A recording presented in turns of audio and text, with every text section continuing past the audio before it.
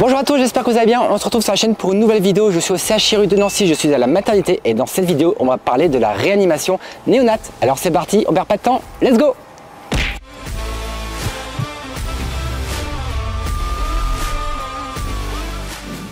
Voilà, on se retrouve dans une chambre de néonatologie. Je suis en présence du docteur Wittwer. Apolline, je vais te laisser te présenter. Je suis Apolline Wittwer, je suis pédiatre et néonatologiste. Je suis dans le service depuis une petite dizaine d'années au CHU de Nancy. Et je suis chef de service depuis un an. Parce qu'on était dans la même promo, je crois, où on était juste à côté, oui, donc le temps passe un petit peu. Et puis et voilà. Et donc, est-ce que tu peux nous parler un petit peu de ton service? Alors nous, on est un service de néonatologie, donc on a plusieurs services. On a notamment un service de réanimation néonatale où on a 20 lits. On a un service de soins intensifs de néonatologie où on a 18 lits. Un service de médecine néonatale où on a 12 lits. Et un service d'unité kangourou où on a 6 lits. Donc c'est pas mal de lits. Et là, on va se concentrer un peu plus sur tout ce qui est la réanimation néonatale. Et les services de néonatologie ont des niveaux de gradation, c'est ça? Est-ce que tu peux nous expliquer un petit peu ce concept de gradation? Oui, donc en France, il y a plusieurs types de maternités. Les maternités de type 3. Donc comme nous, on est la seule maternité de type 3 en Lorraine. Donc on accueille les nouveau-nés de tout terme et de tout poids. Et ensuite, il y a les maternités de type 2B, donc qui peuvent accueillir des enfants à partir de 1,2 kg. Les maternités de type 2A qui accueillent des nouveau-nés de 1800 grammes et puis les maternités de type 1 qui accueillent les nouveau-nés qui font plus de 2 kg. Donc ça, il y a toute une organisation en fonction du poids en fait. Voilà. Et c'est pour ça que d'ailleurs c'est nous au niveau des urgences qui devons faire les transferts en fait. On fera une vidéo aussi spécifique là-dessus sur les transferts. Parce que le but c'est qu'effectivement la maman accouche au bon endroit selon le terme et le poids de l'enfant. C'est ça, donc souvent nous on fait les transferts en fait lorsqu'ils sont encore enceintes pour que l'accouchement se fasse ici et que vous preniez le relais à ce moment-là le plus rapidement possible. Alors quels sont les soins spécifiques que vous faites dans la réa néonate? Eh ben, on prend en charge des enfants qui sont très grands, voire extrêmes prématurés, 2 petits points de naissance. Donc on les prend en charge dès la salle de naissance si la maman accouche ici ou en entrée directe. C'est des enfants qui peuvent être intubés, ventilés, avec de la ventilation mécanique. Et puis ça peut être aussi de la ventilation non invasive. C'est des enfants qui ont des voies centrales, ils ne peuvent pas s'alimenter seuls. Ils ont des sondes gastriques pour les alimenter. Et puis parfois beaucoup de médicaments, comme en réanimation adulte. Et alors, heureusement, tous les enfants qui naissent ne passent pas par la réa néonate, mais sur quels critères en fait est-ce qu'on admet un enfant en réa néonate? Est-ce qu'il y a des critères spécifiques justement de poids, de taille? Effectivement, tous les enfants de moins d'1,2 kg et moins de 32 semaines, les enfants qui ont besoin d'une ventilation mécanique, et puis tous les enfants qui ont une détresse vitale d'organes qui nécessitent une hospitalisation en réanimation. Et lorsqu'ils sont hospitalisés ici, est-ce que c'est une hospitalisation de quelques jours, quelques semaines? Ça dépend, ça peut être quelques heures, quelques jours, quelques semaines, en fonction de leur terme, en fonction de leur pathologie. Comme on est la seule maternité de type 3 de Lorraine, on accueille tous les nouveau-nés de toute la Lorraine qui nécessitent de la réanimation. Et tant qu'ils ont besoin de soins de réanimation, ils restent dans le service. Ok, donc ça peut être des fois assez long. Ça peut être des fois assez long. Néanmoins, on essaie de les retransférer dans leur maternité de proximité dès que c'est possible, dès qu'ils atteignent le poids ou le terme qui permet un transfert de proximité. Et alors, autre question un peu plus spécifique, on va dire, mais à partir de quel âge on peut estimer qu'un enfant peut être viable? Est-ce qu'il y a un âge spécifique ou est-ce que, parce que ça m'est arrivé déjà de prendre en charge, malheureusement de façon dramatique, des fois en SMU, en hospitalier, des très grands prématurés, où des fois c'est mal terminé parce que c'était très grands prématurés.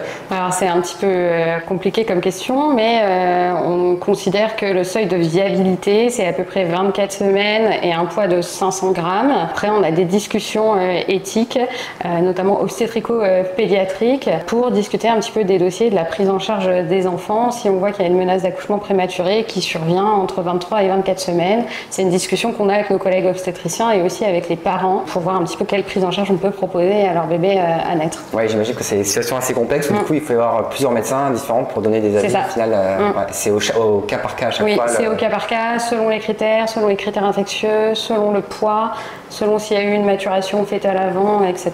Ouais, okay. Et Apolline, autre particularité, c'est que tu me disais aussi que des fois il y a des enfants qui naissent à terme mais qui sont quand même en réa néonatologie en fait. Oui, tout à fait, parce qu'ils présentent des détresses vitales.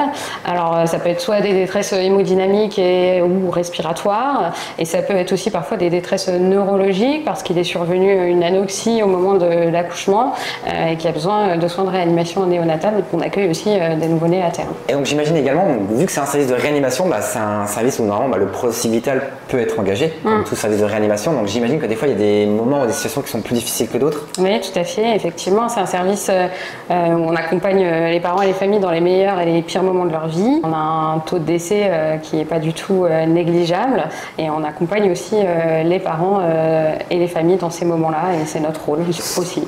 Et alors tu me disais tout à l'heure, on en parlait un petit peu avant de faire la vidéo, tu me disais que les parents avaient un rôle très important en fait dans l'accompagnement au niveau des enfants, c'est ça? Oui, tout à fait. Les parents, ils sont partenaires de soins de leur enfant durant toute l'hospitalisation. On sait que la présence parentale, elle est indispensable auprès des nouveau-nés, notamment des nouveau-nés prématurés, que ça a un impact sur leur neurodéveloppement à moyen et à long terme. Donc la présence parentale, elle est indispensable. On essaye de favoriser ça dans le service en faisant des parents des partenaires de soins. Ils participent aux soins de leur enfant.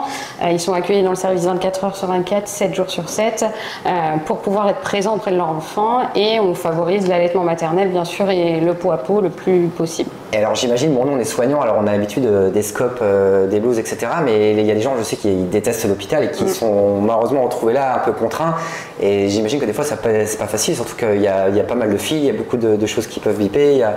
C'est sûr que c'est très impressionnant, les nouveau-nés ils sont très techniqués, très équipés, très surveillés, on a un service de haute technicité. Effectivement parfois c'est contre nature, alors on essaie de les accompagner au mieux et du mieux qu'on peut dans ces moments-là pour accompagner le lien parent-enfant et la parentalité surtout. Et donc le service bien sûr c'est 24 sur 24, 7 jours sur 7 en permanence, donc j'imagine que les parents dorment de temps en temps un petit peu et ils dorment pas spécifiquement dans la chambre, il y a des locaux qui peuvent être adaptés, c'est ça? Alors effectivement, on a dans le service de la maternité 4 chambres parentales qui ont été rénovées par l'association de soignants du service Graines de Héros.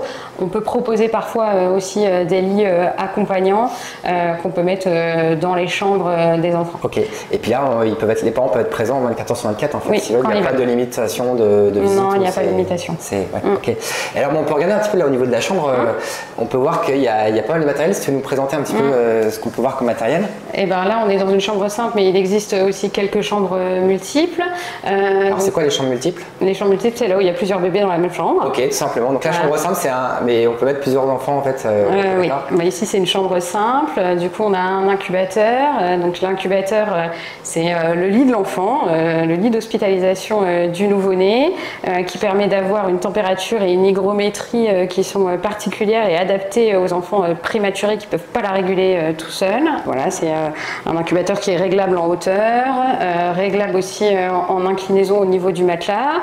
On essaie de les coucouner pour qu'ils soient le plus possible en position un petit peu fétale, on sait que c'est important.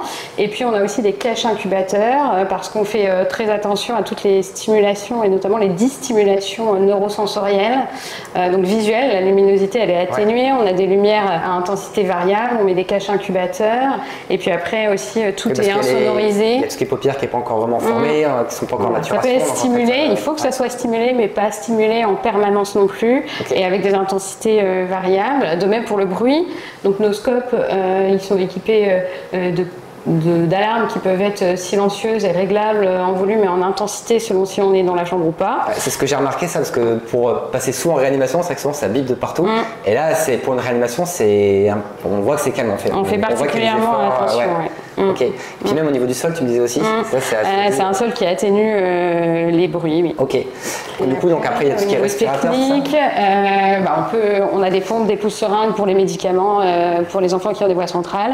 Et puis on a des respirateurs. Alors on a un parc de respirateurs variés, mais ici c'est un de ceux qu'on utilise le plus couramment, qui fait de la ventilation mécanique conventionnelle.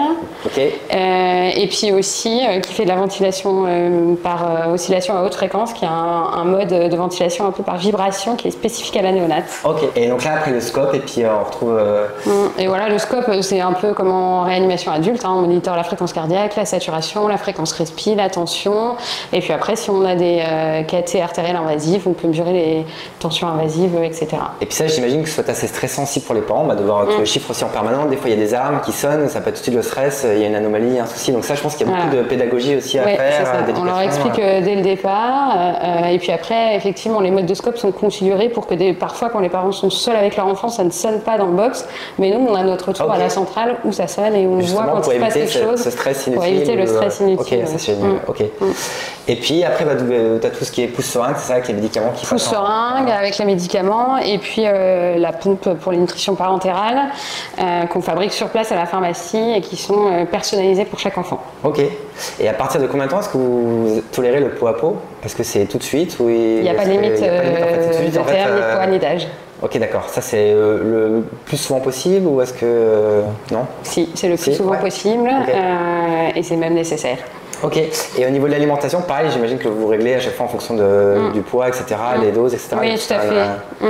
Les volumes, ils sont prescrits en fonction du terme, du poids. Le lait, il est prescrit aussi en fonction de l'âge et du poids de l'enfant, parce qu'on donne aux enfants prématurés que du lait maternel, ils ne digèrent pas le lait artificiel, et donc on a notre lactarium à usage interne qui fournit le lait s'il y a besoin de compléter le lait de leur propre maman. Et pour terminer la vidéo, Apolline, est-ce que tu peux nous dire un peu ta spécialité, s'il y a des étudiants en médecine qui aimeraient bien faire ça plus tard?